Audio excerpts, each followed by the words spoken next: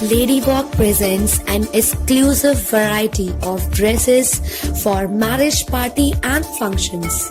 It has immense variety of unstitched, stitched suits, kurtis in a economic range. Rani Committee Wali Gali, Ruri Bazaar, Sirsa. Contact number 9254660333. नमस्कार, राम राम सभी साथियों को। मेरे साथ जुड़े हुए सभी फेसबुक फ्रेंड मेरे इस लाइव वीडियो को शेयर करें। मैं एक संदेश देना चाहती हूँ ताकि ये संदेश सब तक पहुँचे। आजकल मेरी तबीयत ख़राब चल रही है और मेरे परिवार में 3 लोगों की मौत हो चुकी है। ये जो महामारी चल रही है इसका शिकार बहुत सारे लोग हो रहे हैं। किसी गांव में 50 लोग मर चुके, किसी में 70, किसी में 100। इस तरह से बहुत सारे लोग इस महामारी का शिकार हो रहे हैं और ये बढ़ता ही जा रहा है सिलसिला। हम लाख ना चाहते हुए भी कि हम ना बताएं, ना आगे इस चीज़ को फैलाएं, लेकिन ये सच्चाई है। हमें इस सच्चाई का सामना करना पड़ेगा। हम लोगों ने जो प्रयास कोविड पॉजिटिव पेशेंट के लिए कर रहे हैं, चाहे वो घरों में रह के कर रहे हैं, चाहे सरकार कर रही है। मैं सरकार के बारे में एक बात बताना चाहती हूँ कि हम लोग कहते हैं कि सरकार की जवाबदेही है। अगर देश में कुछ ऐसा संकट आ जाता है तो ये प्रधानमंत्री की जिम्मेदारी होती है। प्रदेश में होता है तो मुख्यमंत्री की जिम्मेदारी होती है। हमारे देश की प्रधानमंत्री इसके लिए बहुत प्रयास कर रहे हैं। जितनी भी इसके लिए हमें चीज़ें उपलब्ध करवानी चाहिए वो देश के प्रधानमंत्री विदेशों से मंगवा रहे हैं। सरकारी अस्पतालों के अलावा कोविड सेंटर बनाए जा रहे हैं। कल ही की बात है, हमारे हरियाणा में 1400 कोविड सेंटर का उद्घाटन मुख्यमंत्री जी के हाथों हुआ, हेल्थ मिनिस्टर जी के हाथों हुआ। लेकिन कल मैंने हिसार में देखा कि 500 बेड का हॉस्पिटल जो बना है उसमें मुख्यमंत्री जी जब उद्घाटन करने आए, मुख्यमंत्री जी के जाने के बाद उपद्रवियों ने उस सेंटर को ध्वस्त करने की कोशिश की। क्या कारण है इसका? क्या आपके घर में मरीज़ नहीं है? क्या आपके घर में कोई पॉजिटिव नहीं हो सकता? क्या आपके रिश्तेदारी में कोई नहीं हो सकता? आपको ये बात को सोचना पड़ेगा। जब ये महामारी फैल रही है तो सबके घर में आए, किसी का घर ये नहीं है कि इसका घर बच जाएगा। ये महामारी ये नहीं देखेगी कि ये बड़ा आदमी है, छोटा है, ये किसान है, ये मजदूर है या ये पैसे वाला है। कुछ नहीं देखती। और जिसको हॉस्पिटल नहीं मिलता उससे पूछिए जाके कि उनकी क्या हालात है। घर पे लोग मर रहे हैं, हॉस्पिटल नहीं मिल रहा। एक एक आदमी ऑक्सीजन के बेड के लिए, ऑक्सीजन के लिए, हॉस्पिटल के लिए तरस रहा है। वहाँ किसान आंदोलन पे जो लोग राजनीति कर रहे हैं वो लोग हॉस्पिटल तोड़ रहे थे। मुझसे पूछो, मेरे जैसे हज़ारों लाखों लोगों से पूछो जो अपने रिश्तेदारों को ले लेके घूम रहे हैं ठीक करवाने के लिए, लेकिन उनके सामने वो मर रहे हैं और वो कुछ नहीं कर पा रहे क्योंकि हॉस्पिटल नहीं मिल रहा। ये ड्रामा नहीं है, ना ये नाटक है, ये असलियत है।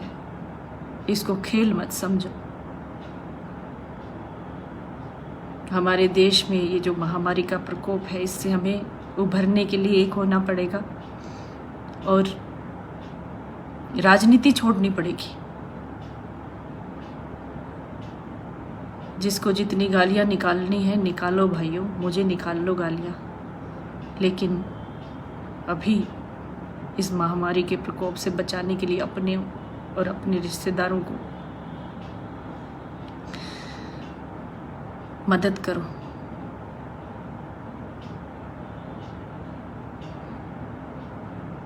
कल जब मुख्यमंत्री जी हॉस्पिटल के उद्घाटन के लिए आए तो आंदोलनकारियों ने क्या किया? हॉस्पिटल को ध्वस्त करने के लिए जो भी रास्ते में आया उसको मारते चले गए। डीएसपी लोहान, अभिमन्यु लोहान किसान का ही बेटा है ना, उस पर ट्रैक्टर चढ़ाने की कोशिश की गई। 20 और पुलिसकर्मियों को घायल किया गया, गाड़ियां तोड़ दी गई। किस लिए? आप आंदोलन कर रहे हैं, सबको पता है, लेकिन ये क्या है? ये 500 बेड का हॉस्पिटल जो बना है वो खट्टर के रिश्तेदार नहीं सोने वाले उसमें। हमारे लोगों के काम आएगा। हम लोग जो भटक रहे हैं हॉस्पिटल ढूंढते हुए, हमारे लोगों के काम आने वाला है। क्यों कर रहे हैं आप लोग ऐसा? आप लोग चाहते हैं कि हरियाणा ख़त्म हो जाए? पहले वाला हरियाणा, पहले वाले हमारे युवा कहाँ गए, जो लोगों की ज़िंदगियाँ बचाने के लिए खुद मर जाते थे, खुद अपनी जान दे देते थे। लेकिन यहाँ मरीजों को भी मार रहे हैं और दूसरे लोगों को भी, सरकार को कोस रहे हैं। यही काम रह गया हमारा, सरकार को कोसने का। ये समय है क्या सरकार को कोसने का? अगर आपके अंदर इस चीज़ के लिए संवेदना नहीं है तो आप इंसान नहीं हैं। क्या हो गया है हरियाणा को, हरियाणा के युवाओं को?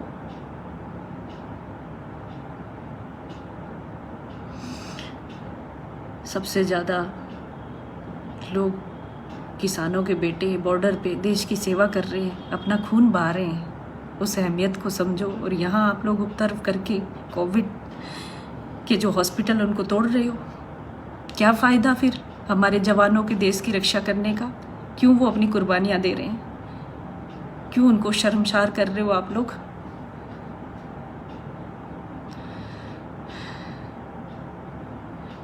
भाई, कोरोना जब आता है ना, तब ये नहीं देखता ये बीजेपी का है, कांग्रेस का है, इनेलो का है, किसी राजनीतिक पार्टी का है, ये अमीर है, गरीब है, किसान है, मजदूर है।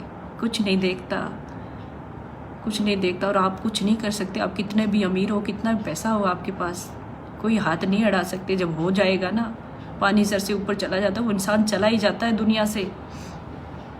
आप कुछ नहीं कर सकते, आंदोलन ही करते रह जाना। एक बार छोड़ दो राजनीति, आंदोलन भी छोड़ दो, बचा लो अपने देश को, अपने हरियाणा को बचा लो। राजनीति छोड़ दो, खट्टर साहब को, पीएम मोदी को कोसना बंद करो।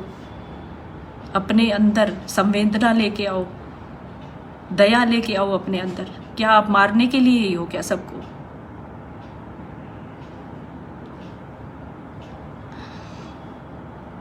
मुझे गालियाँ निकालिए, पढ़ रही हूँ, कुछ लोग गालियाँ निकाल रहे हैं, खूब निकालिए गालियाँ, कोई फ़र्क नहीं पड़ता गालियाँ से, सबको निकाली जाती है गालियाँ को।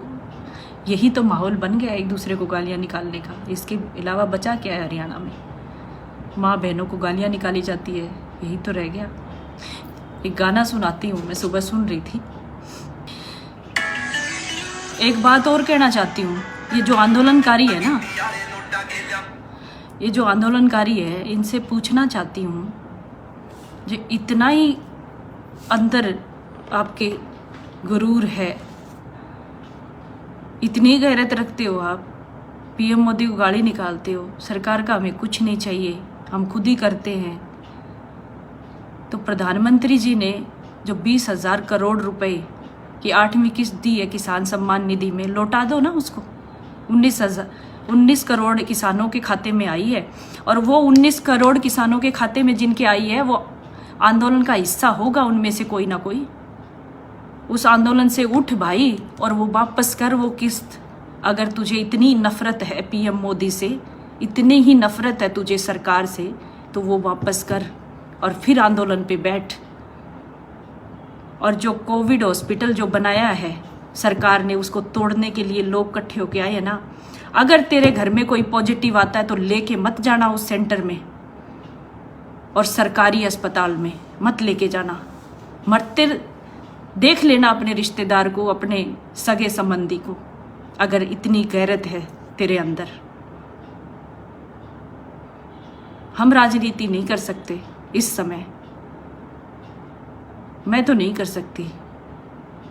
मेरे लिए कोई, मैं किसी के साथ भेदभाव नहीं कर सकती इस समय। मैं चाहती हूँ कोविड सेंटर बने, चाहे वो किसान हो, मजदूर हो, अमीर हो, गरीब हो, हर किसी को बेड मिले, हर किसी को ऑक्सीजन मिले, उसके लिए प्रयास करना है। जिसने किस्त नहीं ली या किस्त ली है वो अपने गिरेबान में झांक के देखे, जो पीएम मोदी को गाली निकाल रहा है। 20,000 करोड़ रुपए की किस्तें आई हैं ना कहीं तो कह रहे डीएपी कट्टा 1900 रुपये का। क्यों पहले नहीं था क्या? पहले के और आज के समय में अंतर नहीं आया? चीज़ों के रेट तो बढ़ेंगे। पहले 5 रुपए की सब्जी में थैला भर के सब्जी लाते थे और आज 1000 रुपए में थैला भर के लाते हैं, तो रेट क्यों नहीं बढ़ेगा? आज का और वो युग पहले वाला वही लगा लिया। इस सरकार को कोस रहे हो, पिछली सरकारों का देखो ना, किसने दिए थे किसान सम्मान निधि में पैसे? ये पीएम दे तो रहा है, रेट तो वही बढ़ने हैं, लेकिन किसान सम्मान निधि का जो पैसा है वो पिछली सरकार ने दे। ये क्या कर रहे हैं? आपको पैसा दे तो रहे हैं, कुछ तो मिल रहा है, पहले तो कुछ नहीं मिल रहा था। बात करते हैं तेल का रेट बढ़ गया, खाद का रेट बढ़ गया। खाद और तेल के रेट बढ़े हैं तो और चीज़ों के नहीं बढ़ रहे क्या? समय में भी तो फर्क आया है।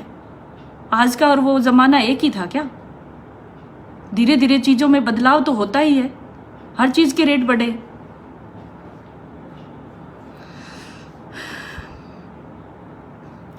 हाँ, निकालो गालियाँ मुझे, सही सुनने का हौसला नहीं है आपके अंदर, आप गालियाँ निकाल सकते हो। हरियाणा का युवा क्या हो गया आज?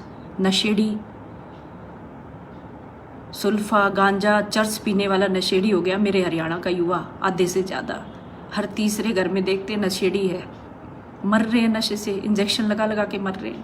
पहले तो ये कहर हमारे युवाओं पे, और दूसरा कोरोना का। समझते क्यों नहीं भाई आप लोग?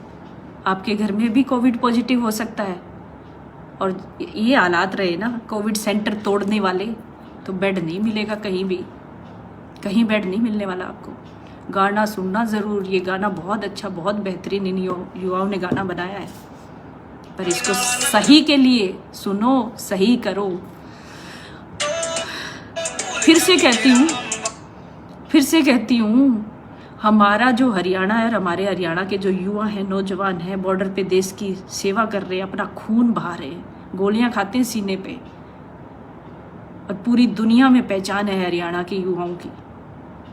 हरियाणा के जो लोग हैं उनकी ताकत की, उनकी समझ की, लेकिन आज कहाँ गई वो समझ, कहाँ गया वो विचार, कहाँ दिखा रहे हो? क्यों महाराजा सूरजमल का नाम नीचा कर रहे हो आप लोग? सही समय पे और सही जगह पे अपनी एनर्जी लगाओ, सही समय पे ज़रूरत है। समय आज से निकल गया ना। मेरे घर में 3 मौतें हो चुकी हैं, 3 मौतें, और मैं खुद बीमार हूँ। 3 मौतें हो चुकी हैं। हर घर इस दौर से गुजर रहा है, इस प्रकोप से गुजर रहा है। समय निकल गया, कुछ नहीं बचेगा हाथ में। मेरे सामने मेरे मामा को मरते हुए देखा हॉस्पिटलों में, मैंने उनको घुमाया, उन्होंने वो चिल्ला रहे थे मैं मर रहा हूँ, मैं मर रहा हूँ। मैं बचा नहीं पाई, उनको नहीं बचा पाई। आप लोगों के साथ भी ऐसा ही होने वाला है अगर आप सचेत नहीं हुए। कोविड सेंटर तोड़ने में लगे रहे तो कहाँ से बेड मिलेगा, कहाँ से ऑक्सीजन मिलेगी? मेरा सिर्फ कहने का ये मतलब है, सरकार को मत कोसो। खट्टर साहब का रिश्तेदार नहीं लेटने आएगा वहाँ, खट्टर साहब का बेटा नहीं आने वाला। हमारी बहन बेटियाँ, हमारे बेटे, हमारे भाई, उनको सुरक्षा चाहिए, उनको डॉक्टर चाहिए, उनको बेड चाहिए, उनको ऑक्सीजन चाहिए। क्यों कोस रहे हो खट्टर साहब को?